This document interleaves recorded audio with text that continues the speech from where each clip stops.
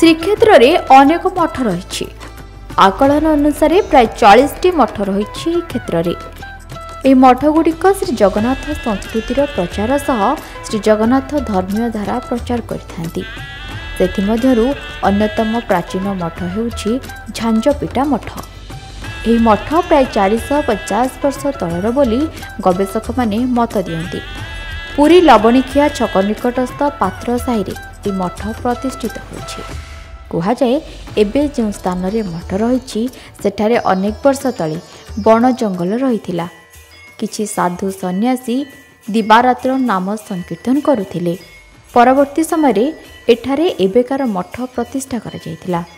कुहाजाए ए स्थान रे श्री चैतन्य तांको शिष्य मानकु सांगरे धरी प्रभु उपासना करुथिले एवं भक्ति रे तल्लीन होई नृत्य करुथिले।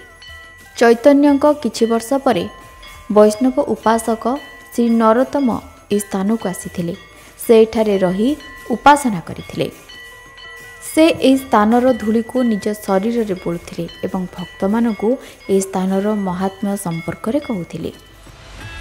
बाबाजी नरोत्तम दास को परे तांकर जने शिष्य श्री सेवादास एठारे रहिथिले।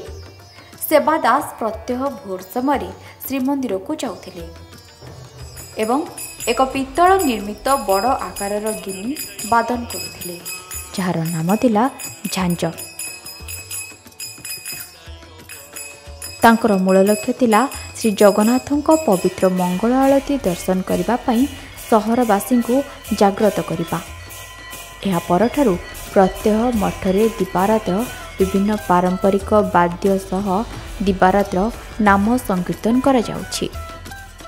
450 वर्ष तले प्राय नरोत्तम दास ठाकुर जेतेबेले श्री कृष्ण चैतन्य महाप्रभुंकर गौरांग महाप्रभुंकर लीलास्थली गुड़िक अवलोकन करने निमंते दर्शन करने निमंते पुरी रे आसी पहुँचीले। से सेतिकी बेले एई स्थान को आसीथिले। सेतेबेले ताहा एक क्षुद्र प्रांतर थिला। जनबसती पुरी रे प्राय मोटे नथिला, केवल किछि घर सेवायत मात्र थिले। एई पड़ियाटी रे से जेतेबेले धूली माखी हेले देहरे एवं एठी गड़िले एवं कांदिले अन्य मानक पचारिबारु से कहिथिले जे ए नित्यानंद प्रभुंकर संकीर्तन स्थली एवं महाप्रभुंकर मध्य पतांकित भूमि। एणु ए स्थानर ए धूलीर ए बालुकार महिमा अतीब। एई स्थान एवं तोटा गोपीनाथ ए दुईटी स्थान पुरी रे मंत्र सिद्धिर प्रशस्त जगह बोली से कहिथिले। सेवादास नामक जने शिष्य एथिरे प्रभावित होई एठे रही जाइथिले। से सेवादास प्रतिदिन गोटे बड़ झांझ धरी बड़ करताल झांझ धरी मंदिर चारिपाटे बजई आसती जे उठ उठ जाग्रत हुआ राति पाहि आसला मंगल आरती महाप्रभु श्री जगन्नाथ दर्शन करवा यहाँ उद्देश्य थिला। चारिपटे बोली झांझ बजाउथिले एवं एई स्थान रे बसी निरंतर झांझ बजई भगवान का नाम कीर्तन करथिले। तेणु कालक्रमे यार नाम झांझपिटा मठ होइगला। किछि वर्ष परे पुरीर तत्कालीन गजपतिंकर एई मठ दृष्टि रे पड़िथिला एवं से प्रत्येक दिन महाप्रसादर बंदोबस्त एई मठ पई करथिले। एठारे अवस्थान करथिबा साधु सन्थ माने एहाको सेवन करुथिले। एही मठर परिसर रे रहिछि साधु सन्थक विश्राम गृह जार नाम रहिछि चारि धाम मंडप।